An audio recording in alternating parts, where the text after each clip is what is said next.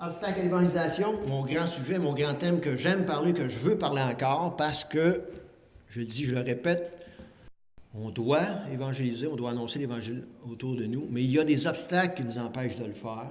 On en a vu déjà plusieurs, j'aimerais ça en revoir encore plusieurs, dont celui-là aujourd'hui que je vais vous parler. Et c'est un obstacle qui est peut-être un peu chaud. Ça donne bien, à moins 30, ça va réchauffer. Romains 10, 14, comment donc invoqueront-ils celui qui n'ont pas cru? Comment croiront-ils à celui qui n'ont pas entendu parler? Et comment entendront-ils parler s'il n'y a personne qui prêche? Et pas juste aux évangélistes, mais à tous nous autres qui sommes des enfants de Dieu. C'est à nous la tâche que Dieu nous a placés à quelque part dans un lieu pour pouvoir parler du message de l'Évangile autour de nous. J'ai rajouté un verset pour cette fois-là, Matthieu 9, 37. Alors, il dit aux disciples, la moisson est grande, mais peu d'ouvriers. Est-ce que la moisson est grande dans la région? Est-ce que la moisson est grande dans votre voisinage, dans votre milieu de travail? Et le sujet que j'aimerais vous parler ce matin, de l'élection. c'est le sujet de l'élection. Parce que d'une certaine façon, parfois, ça peut devenir un obstacle à notre évangélisation. Et vous savez, cette année qui vient de passer, 2017, c'était une fête particulière qu'on doit beaucoup à bien des chrétiens qui étaient derrière nous. C'était le 500e anniversaire de la Réforme. Wow!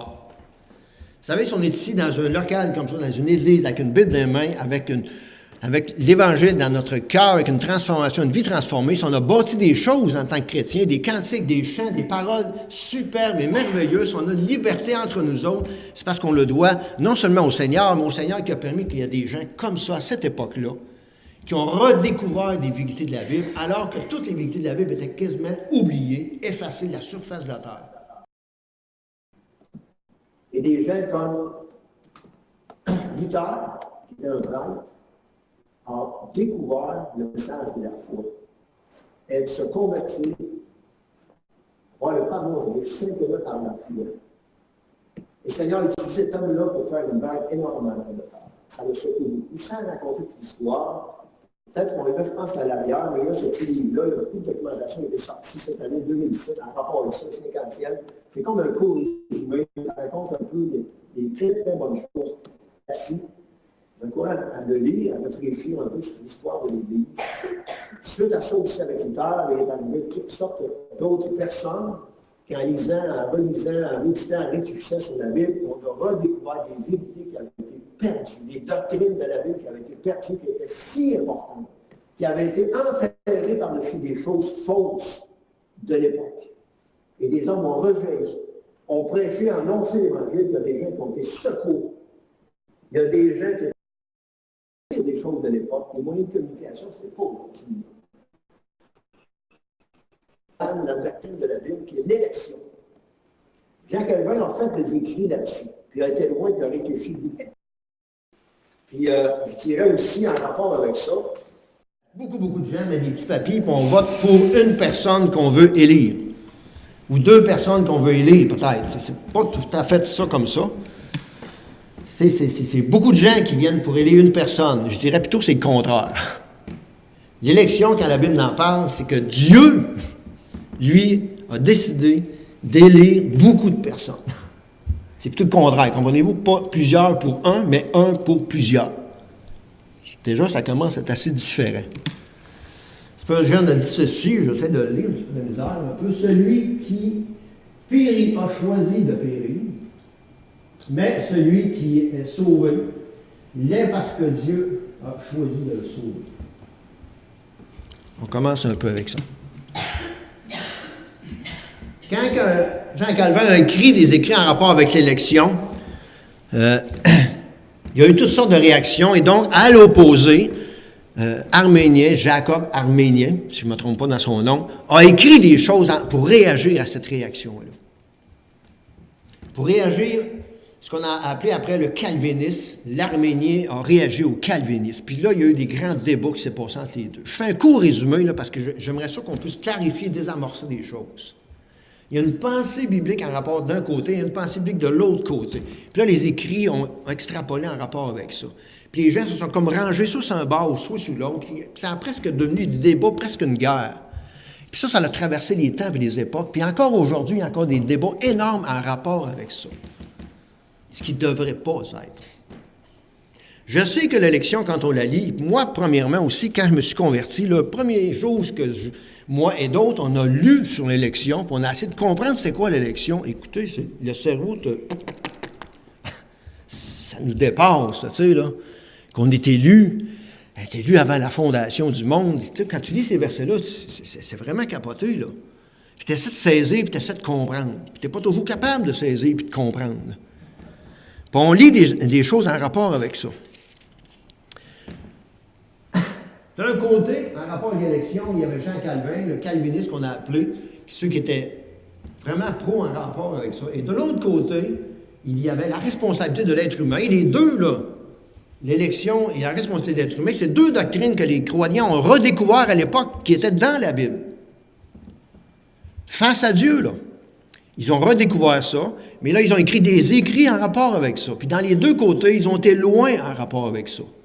Puis peut-être probablement aussi qu'il y a des gens dans leur pensée, lorsqu'ils ont lu ça, ils ont été encore plus loin à travers ça. Si je devais pousser la pensée à l'extrême, puis si vous voulez avoir un court résumé, on a un site, Marie-Josée, tantôt ma femme, elle a un petit site qu'elle a trouvé sur Internet, un petit résumé en rapport avec les deux pensées, des points principaux, vous pourriez l'avoir.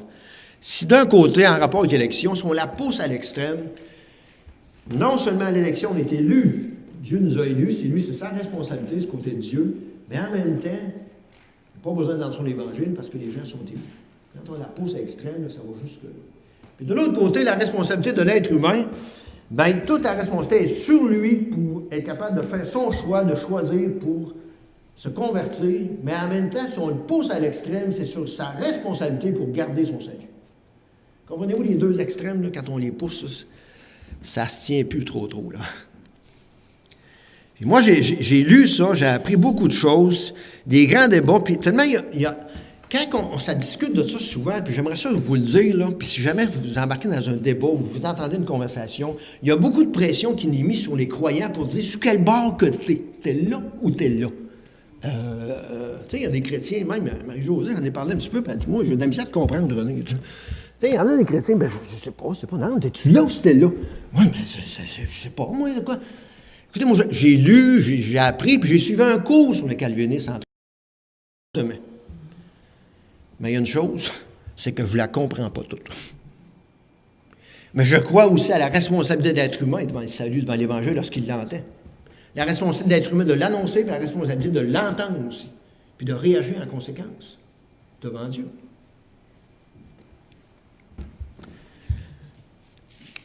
Premièrement, le mot calviniste et le mot arménien n'est pas dans la Bible. D'accord? Mais la responsabilité de l'être humain et l'élection, elle est dans la Bible. Et ça, on ne peut pas passer au côté. Et quand vous sentirez quelque part une pression dans des discussions, dans des débats en rapport avec ça, apprenez à bien réagir. Wow! Slag une coche. Dis-moi ce que tu as à dire, dis-moi ton opinion, on va y réfléchir. Je vais te dire un peu ce que moi j'en pense. Parce que vous savez, j'ai côtoyé toutes sortes de gens qui parlaient de cela, qui discutaient de ça. La Bible m'en a parlé beaucoup. J'ai vu des auteurs qui parlaient de ça, des gens comme John MacArthur, tu sais. Puis en plus, j'ai vu des gens comme Jésus en a parlé beaucoup. Les apôtres en ont parlé. De façon surprenante, là, de bonnes nouvelles, vous connaissez Gaston Jolin, qui est décédé, vous connaissez Jean-Pierre Cloutier. Deux évangélistes qui annoncent l'Évangile dans la même émission, qui collaborent ensemble, et pourtant, ils avaient des positions différentes. Wow! On peut travailler ensemble, on a une position différente. Eh oui! Puis vous savez que même le débat va extrémiste, là, les deux, là, si tu penses ça, puis toi, si tu penses ça, se côtoyer, puis vivre dans la même église. Ah non? Comment ça? On peut pas. Hein, t'es obligé de se chicaner si on n'a pas la même opinion. T'es obligé d'être en guerre. Non. Je pense pas, puis je pense de moins en moins que non. Puis je vous dis, il m'est arrivé quelques fois, puis encore il n'y a pas longtemps, un débat avec quelqu'un. Puis la personne disait sa position, et s'adressait à moi. René, tu es dans cette position. Je dis, non, je ne suis pas dans cette position-là. Ben oui, tu es dans cette position-là. Tout le monde, là, dans le milieu. Non, je ne suis pas dans cette position. Ben oui, je ne suis pas dans cette position-là. Je suis ailleurs. Ben là, je peux ça dire qu'est-ce que je pense ou pas. Je ne suis pas extrême là, puis je ne suis pas extrême là. Je suis un peu là, puis un peu là. Puis voilà les raisons pourquoi je ne suis pas d'accord avec ça. Puis voilà les raisons pourquoi je suis d'accord avec ça. Dis-moi pas ce que je suis, là. Je le sais, ce que je suis, là. Comprenez-vous? Une fausse pression. Wow, c'est claqué, là. C'est important, ça. Pourquoi que je dis ça, je mentionne ça? Parce que ça nous influence en rapport avec l'évangélisation, tôt ou tard. La Bible nous parle de l'élection. Elle nous en dit des choses sur l'élection, mais elle ne nous en dit pas tant que ça. C'est comme si c'était une fenêtre qu'elle nous rouvre, puis elle nous parle de l'élection, mais ce n'est pas la porte de grange. Vous savez, je vais essayer de vous mimer quelque chose pour tenter de nous aider à faire comprendre. C'est comme si on se déplacerait, qu'on irait dans le ciel à quelque part, là. Puis dans le ciel, c'est comme si ici, ça serait un mur. L'ouverture, on va trouver. Il y a un mur. Ça, la pièce qui est l'autre bord, là, c'est la pièce de l'élection. D'accord? Dans le mur, Dieu nous rouvre une fenêtre. Et il nous parle de l'élection. Pas une porte. Il nous rouvre juste une petite fenêtre. Puis il nous dit que l'élection, ça existe. Puis il nous dit quelques points.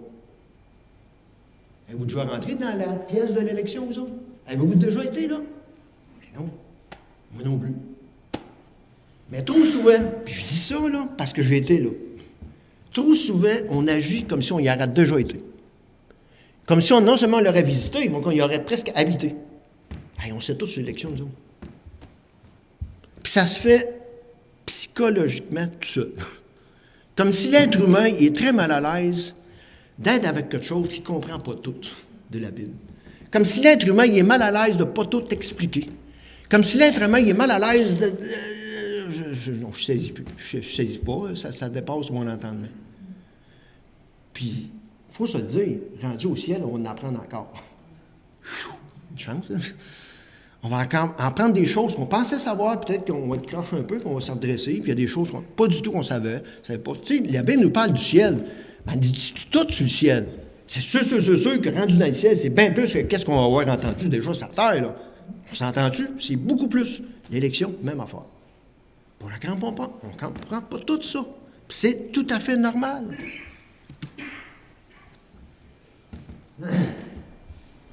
Il y a beaucoup de versets, il y en a dans l'Ancien, puis il y en a surtout dans le Nouveau, qui nous parlent de l'élection de près ou de loin, avec le mot élection dedans, là, ou sinon avec le pas mot élection dedans, mais qui fait référence à ça. Je veux pointer 3 versets qui sont déjà assez forts. Ça fait réfléchir, là. C'est élevé. De la misère un peu. OK. Je ne bouge pas assez, c'est pour ça. Premier verset, Éphésiens 1, 4. En lui, Dieu nous a élus avant la fondation du monde pour que nous soyons saints et irréprochables devant lui. Avant la fondation du monde, Dieu nous a élus. Moi, la première pensée qui m'est venue le jour où j'ai découvert ça, j'ai dit, coudonc, on est-tu des marionnettes, là? C'est une réaction humaine, là.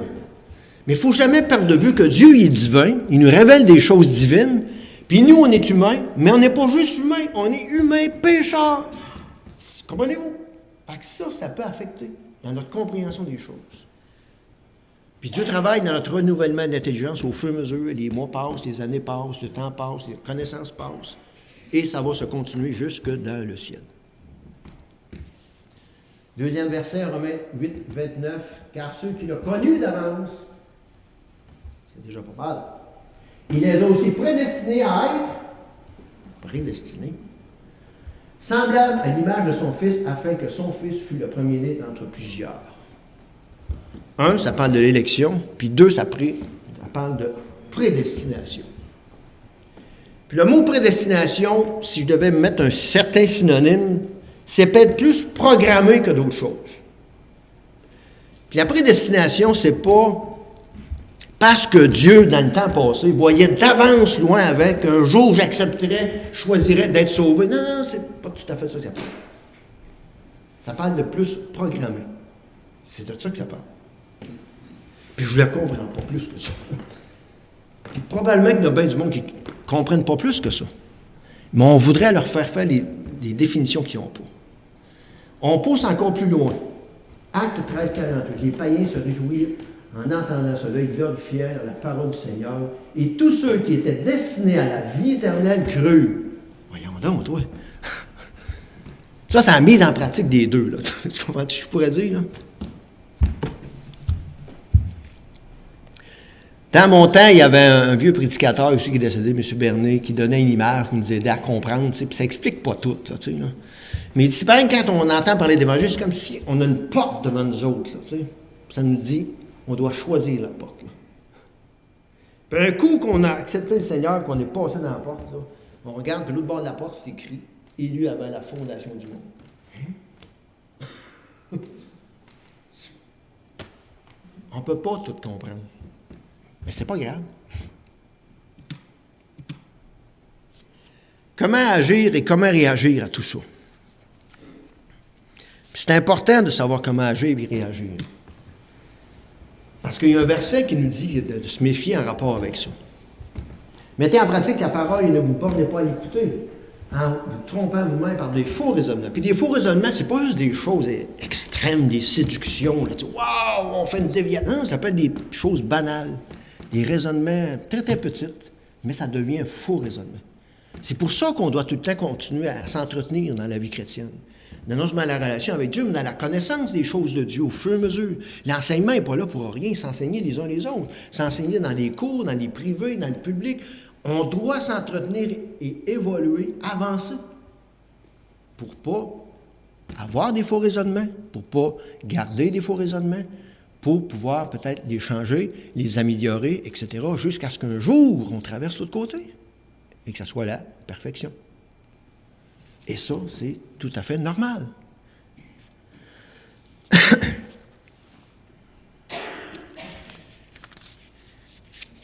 Jésus a parlé d'élection, les apôtres en ont parlé. Non seulement moi aussi, j'en ai parlé à différentes occasions, mais il m'est arrivé parfois que même des non-croyants m'en ont parlé. Wow! C'est quelque chose, hein? Parce que des non-croyants avaient lu des choses de la Bible, des non-croyants avaient côtoyé d'autres chrétiens, puis quand ils sont arrivés avec moi, ils m'ont parlé de l'élection. Il faut savoir comment parler avec un non-croyant en rapport avec ça. Tu sais, l'important, c'est pas qu'ils comprennent bien l'élection, l'important, c'est qu'ils comprennent bien la porte pour rentrer, là. Mais même des non-croyants m'ont parlé de ce sujet-là.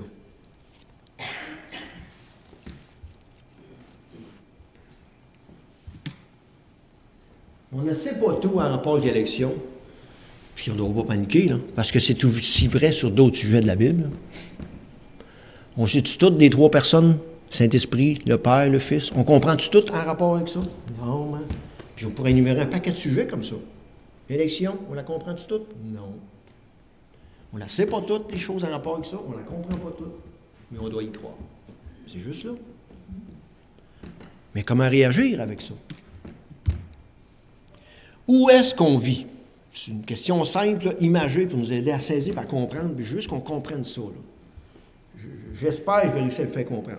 On a la pièce ici de l'élection, d'accord? Ça, c'est dans le ciel, puis tous les mystères de l'élection, c'est là. Le jour où on va rentrer dans le ciel, on va aller cogner là, on va aller faire un tour là, c'est sûr. En tout cas, on va dire à Jésus, mademoiselle, là, parce qu'il y a des affaires, il faut comprendre. Mais elle est dans le ciel, elle n'est pas ici, là. Elle est dans le ciel. Puis nous, où est-ce qu'on vit? Sur terre. On ne vit pas là. Fait que nous, l'aspect pratique jusqu'à là, elle est là. Non, étude.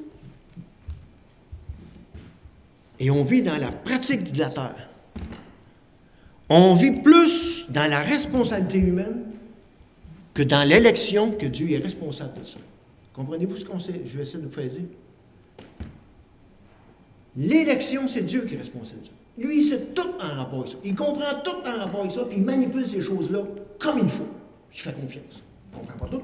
Je ne sais pas comment il fait, mais je le sais. Où est-ce que je suis, moi? Moi, je suis là. La responsabilité humaine. Juste de ce côté-ci, puis je dois vivre avec ma vision en rapport avec ça. C'est ici que je vis. La responsabilité des non-croyants, la responsabilité de moi en tant que croyant pour qu'eux autres se sentent, c'est là que je vis. Et la Bible nous dit des choses, comment réagir là, pas réagir là. Moi, si ça se ferait, si ça existerait, recevoir un fax pour savoir qui est élu, qui n'est pas élu, là, j'aimerais ça. On a-tu reçu un fax? On a-tu reçu un email? Un courrier? Un coup de téléphone. J'ai la liste des élus, j'ai la liste des pas élus. Oh, ça va bien aller, hein? Yes, c'est quoi ton nom? Ah, t'es pas chanceux, toi, ça? On s'en va là. Des fois, on dirait que c'est petit, dans notre tête, sans que ça soit clair, là. Puis je le rends clair, là, parce que j'ai eu des réactions comme ça. Je classais le monde. Un peu comme le jeune frère, là, tu sais. Parle d'évangile, parle d'évangile, parle d'évangile. Prends notre temps, il n'est pas élu. On va aller ailleurs. On peut aller ailleurs. Mais il est élu ou pas élu, là. Pas à moi de décider. Ça appartient à Dieu, ça. Là, il y en a des gens, là, j'ai connus, là. Écoute, c'est 5 minutes, c'est 10 minutes, c'est 15 minutes. Ils sont convertis comme ça. Wow! Il y en a d'autres, c'était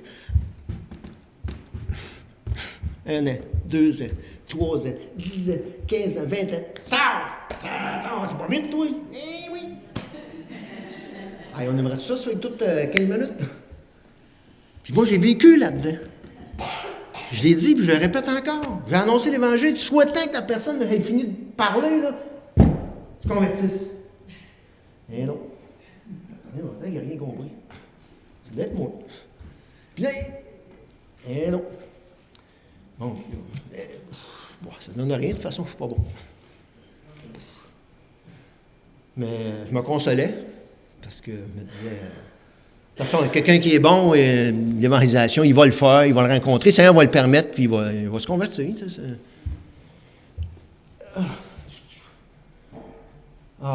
C'est tous les évangélistes à faire ça. C'est eux autres qui ont un job. Ils ont le don. C'est eux autres à le faire.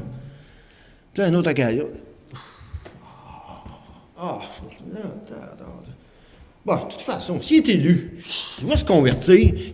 Avant de mourir, il va se convertir s'il est élu. Pas grave. Je suis tout seul à avoir pensé de même? Peut-être. J'ai surtout sorti cette pensée-là de ma tête pour me à bout de la comprendre, parce que je réagissais comme ça. J'en ai mis un temps à peu annoncer l'Évangile, parce que je m'assisais sur le fait, inconsciemment, là, m'assisais sur le fait. L'élection, c'est vrai.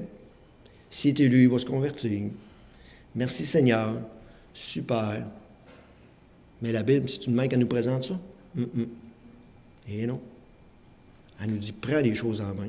Avec la capacité, la force que je te donne, avec la connaissance que je te donne, puis vas-y. Oui, mais si tu es élu, ça ne t'appartient pas. Ça m'appartient. C'est à Dieu, ça. Puis on doit apprendre à travers ça. La pensée de l'élection ne doit pas nous arrêter, ne doit pas nous éteindre, puis nous rendre indifférents au salut, à l'Évangile et aux non-croyants. Mais moi, je vous le dis, c'est ça que ça a fait dans ma vie, inconsciemment. Mais ça l'a fait, ça. Pourquoi c'est comme ça? Parce qu'on est humain, puis on est influençable, puis parce qu'on est pécheur. Mais on ne doit pas réagir de même. On doit travailler avec le Seigneur pour nous aider à passer au travers de ça, puis ne pas réagir comme ça. Ça doit nous sécuriser, l'élection, nous réconforter, mais en même temps, ça nous donne une liberté de pouvoir mieux travailler dans nos responsabilités, de savoir que Dieu s'occupe, de savoir que Dieu sait ce qu'il fait. Malgré tout le brouhaha dans lequel on vit, le brouhaha dans lequel on fait des choses pour annoncer l'Évangile, Seigneur, je me repose, tu me tranquillises. Dieu a jugé bon dans sa sagesse et dessein de ne pas tout nous dire sur ce sujet comme sur d'autres sujets. On va peut-être m'astiner avec Dieu rendu au ciel, mais en attendant, c'est ce que décidé. Puis je dois apprendre à l'accepter et à vivre en proportion de ça. Question. Juste pour un aspect pratique, d'accord? Si on annonce l'Évangile à quelqu'un et qu'il se convertit, wow! On annonce l'Évangile à quelqu'un, là, puis il se convertit. Peu importe, là, après une shot, 2 shots, 3 shots, là, il se convertit, puis il est vraiment converti. On va-tu être récompensé au ciel pour avoir fait ça? Tu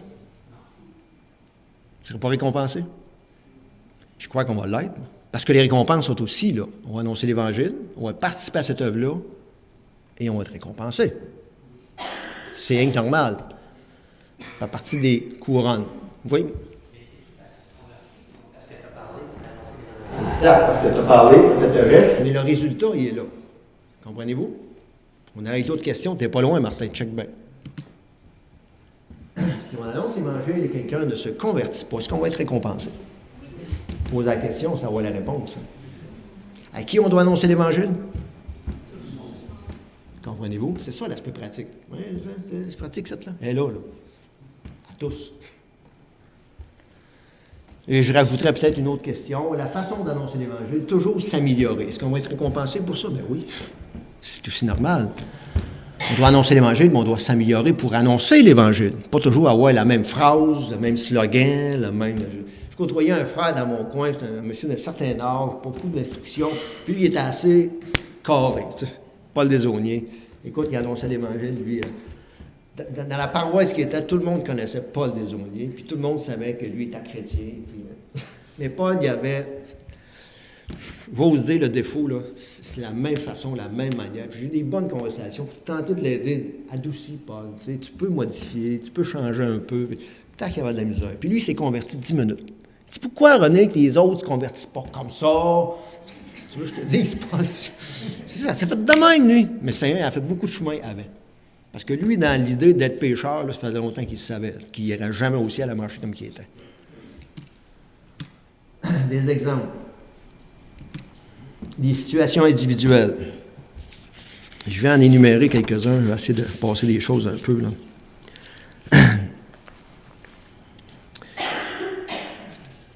Situation individuelle. Puis il y a toutes sortes de situations. Vous savez, il y a Étienne qui a été utilisé. Le Seigneur, il a dit, pars, va-t'en à un endroit, là, puis il dit, va voir dans le char qui est là, puis il dit, écoute, là, puis... Étienne, il annonçait l'Évangile, puis il arrive là, il écoute, puis il y a un gars, un Éthiopien, qui est en train de lire. Il s'approche, puis il parle avec, il discute avec, il se convertit, il descend du char. Puis pourquoi j'empêche d'être baptisé? Il baptise. D'un coup, il était baptisé. Étienne a disparu, c'est dans l'ailleurs. Philippe ou Étienne? C'est un des deux. Mais c'était bon. Ça, c'est des situations individuelles. Nous autres, on lit l'histoire après, puis on dit, hey, lui, c'était évident qu'il était élu, lui. Tu me sens, il l'arrête deviné avant. C'est tu me dis d'aller là. Hey, c'est sûr, tu m'envoies vers un élu, là, tu vas y annoncer l'Évangile. L'apôtre Paul, il s'en va tout, avec sa gang, tout, m'amener un rayon qui arrive du ciel. Paf! C'est brasse, hein? Ils le prennent, ils l'amènent, puis quelqu'un, après tant de jours, il a mis un... Il est élu. Lui, comme ça. Ça, c'est des situations individuelles. Mais il y a d'autres situations, c'était pas comme ça. Il y a d'autres situations, c'est des situations plus de foule qui s'est passé. Et entre autres, les 3000 qui se sont convertis avec Pierre. Pierre a prêché, puis ils ont été bouleversés, puis il y avait des gens de toutes nations qui étaient là. Qu'est-ce qu'on doit faire? Puis il leur parle, puis la foule qui était là, parmi les croyants, ça a augmenté de 3000 âmes d'une shot. Wow! Mais aussi, il y a des histoires. Les apôtres et d'autres ont cheminé dans les villages. Puis il y a d'autres places aussi que ça dit, j'essaie de trouver un peu la phrase, là. Je la manque, mais en tout cas, à Joppé, puis à d'autres, toutes de cette région-là, se sont toutes converties. Beaucoup de ces régions-là sont venues, ont cru, c'est là. C'est dur à savoir qui est élu ou pas élu. Là. Quand Jésus a dit aux disciples, partez pour aller annoncer la bonne nouvelle, il n'a pas dit aller annoncer la bonne nouvelle juste aux élus. Partez pour aller annoncer la bonne nouvelle.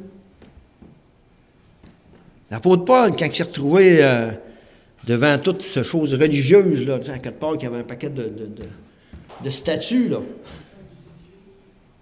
il a annoncé. Tout le monde s'est converti? Non. Quelques-uns.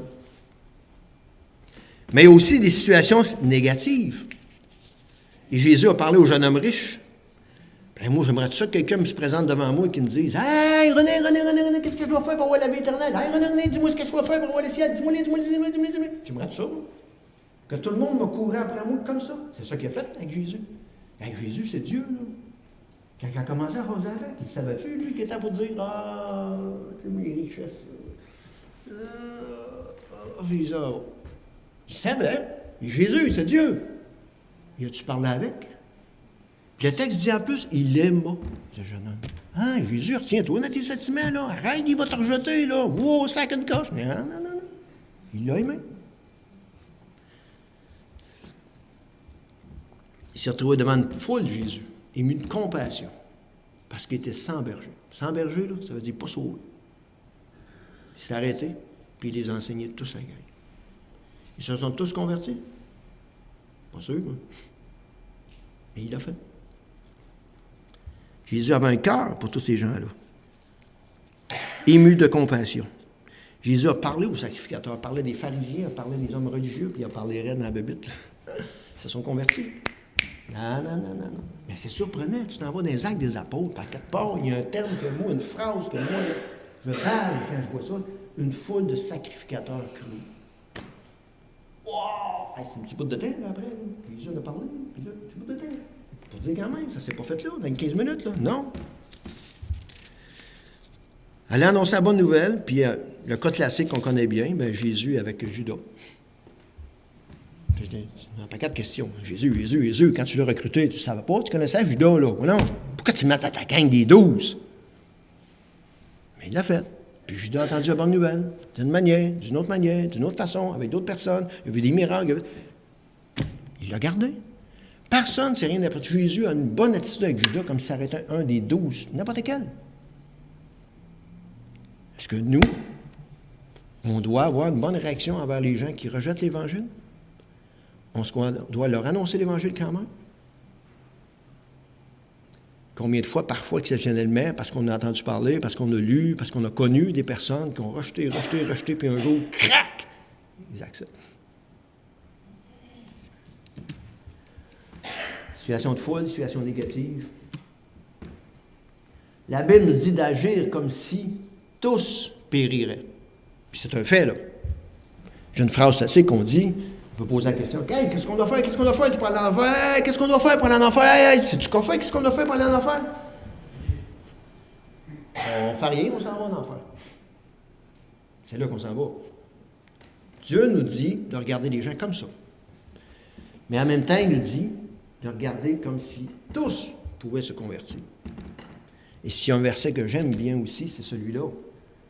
Mais à tous ceux, en parlant de la lumière, en parlant de Jésus, en parlant de la bonne nouvelle, en rapport avec lui, tous ceux qui l'ont reçu, à celui qui croit en son nom, il a donné le pouvoir de devenir enfant de Dieu.